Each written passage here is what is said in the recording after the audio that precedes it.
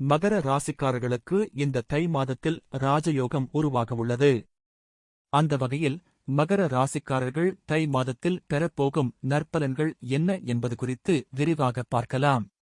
மகர ராசிக்காரர்களுக்கு 8ஆம் பாவ அதிபதி அஷ்டாமதிபதியாக இருக்கக்கூடிய காலபூஷனுக்கு 5ஆம் பாவ அதிபதியாக இருக்கக்கூடிய சூரிய பகவான் உங்கள் ராசியில் வந்து அமர்கிறார்.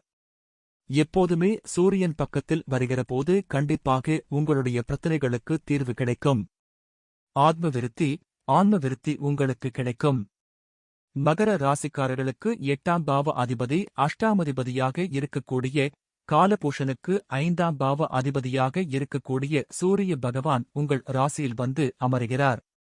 எப்போதுமே சூரியன் பக்கத்தில் வருகிறபோது கண்டிப்பாக உங்களுடைய பிரச்சனைகளுக்கு தீர்வு கிடைக்கும். ஆன்ம விருத்தி உங்களுக்கு கிடைக்கும். வருமானத்தில் அதிக பெருக்கம் ஏற்படும். தொட்ட காரியங்கள் அனைத்தும் துலங்கும். நினைத்த காரியங்கள் அனைத்தும் நிறைவேறும்.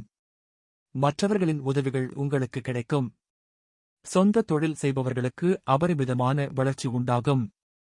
டெக்ஸ்டைல், தங்க வியாபாரம், நகை தொழில், அலங்காரத் துறையில் தொழில் செய்பவர்களுக்கு நல்ல வருமானமும் நல்ல முன்னேற்றமும் உண்டாகும்.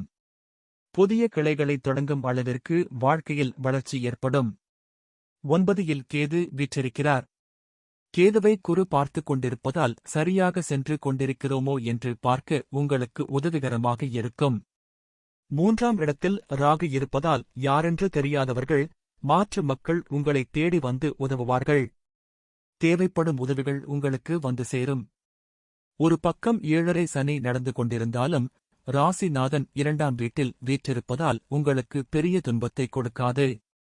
குழந்தைகளுக்கு ஜீரணக் கோளாறு, வயிற்றுக் கோளாறு, சளித் தொல்லைகள் வருவதற்கான வாய்ப்புள்ளது.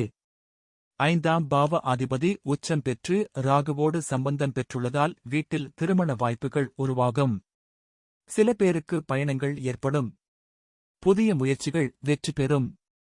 சினிமா துறை, அரசுத் துறை, சுயதொழில் செய்வோருக்கு இந்த காலகட்டத்தில் ஒருபடி முன்னேற்றம் உண்டாகும். நினைத்த காரியங்கள் நடக்கும். ராசிக்கு 6ஆம் இடத்தில் செவ்வாய் அமர்ந்திருக்கிறார். புதிய வேலைவாய்ப்பு, தொழிலில் முன்னேற்றம், பண உயர்வு, சம்பள உயர்வு, பூமி லாபம் ஆகியவை கிடைக்கும். Real estate, construction, agency, brokerage துறையில் இருப்பவர்களுக்கு நல்ல லாபம் உண்டாகும். ஏற்கனவே இருந்து வந்த பிரச்சனைகள் தீரும். புதிய முன்னேற்றம், புதிய லாபம், வீடு, மனை, வாகனம் யோகம் உண்டு. குரு பகவான் ராசியை பார்ப்பதால் கேட்டது கிடைக்கும். தொட்ட காரியங்கள் துலங்கும். லாப நோக்கத்தோடு செய்யும் காரியங்கள் விருத்தியைக் கொடுக்கும். குடும்பத்தில் இருந்து வந்த பிரச்சனைகள், தர்க்கவாதங்கள் உங்களை விட்டு விலகும். அம்மன் ஆலயங்களுக்கு சென்று வருவது நல்லது. இயற்கையை வழிபடுவது போல சுற்றுலா சென்று வருவது மன அமைதியை தரும்.